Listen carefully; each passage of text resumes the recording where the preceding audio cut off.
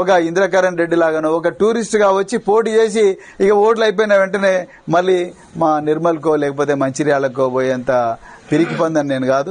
నా ఇల్లు ఇక్కడే ఉన్నది. నేను అవసరం అనుకుంటే ఇల్లు అమ్ముకునేవాడిని, కానీ ఇల్లు కూడా అమ్మలేదు మిత్రులారా. అదే ఇల్లు అవసరం అనుకుంటే ఇంకొక ఫ్లోర్ పెంచుదామని మేము చూస్తున్నాం ప్రజల సౌకర్యం కోసం.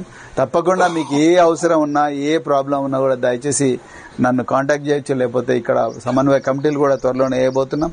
సో తప్పకుండా పార్టీ మళ్ళీ దాన్ని పునర్వైభవం వస్తుంది. తప్పకుండా తెలంగాణలో మరి బీజేపీ కాదు, కాంగ్రెస్ కాదు, కేవలం తెలంగాణకు నిజమైన హక్కుదారు, తెలంగాణను భవిష్యత్తులో ఒక గొప్ప తెలంగాణ, అందరి తెలంగాణగా మార్చే తెలంగాణను అందరి తెలంగాణగా మార్చే సత్తా కేవలం బీఆర్ఎస్కే ఉన్నది. కాంగ్రెస్కి లేదు, బీజేపీకి లేదు. వాళ్ళ వల్ల కాదు మిత్రులారా. చరిత్ర అంతా చూడండి, వాళ్ళ వల్లనే ఈ దేశం సర్వనాశనం అయిపోయింది. కేవలం ప్రాంతీయ పార్టీల వల్లనే ఈ రాష్ట్రాలు, చిన్న చిన్న రాష్ట్రాలు బాగుపడ్డాయని నేను చెప్పడం కాదు, అంతర్జాతీయ దినపత్రికలు కూడా చెప్తా ఉన్నాయి. అందుకొరకు మళ్ళీ తెలంగాణలో బీఆర్ఎస్ వస్తుంది.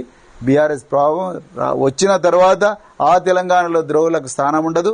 ఎవరైతే రాజ్ కుమార్ గారు లాగా, విద్యావతి గారు లాగా, మన అందరి మిత్రులు ఎవరైతే మాట్లాడిన ఇప్పుడు వాళ్ళందరిలాగా వాళ్ళకే ఈ తెలంగాణ చెందుతుంది అంతే తప్ప మళ్ళీ మాలాంటి వాళ్ళకి కాదు మిత్రులు. ఆ సంపద మీ చేతులకు వచ్చేదాకా మళ్ళీ నిద్రపోము. నిజంగా చాలా బాధ అనిపిస్తుంది.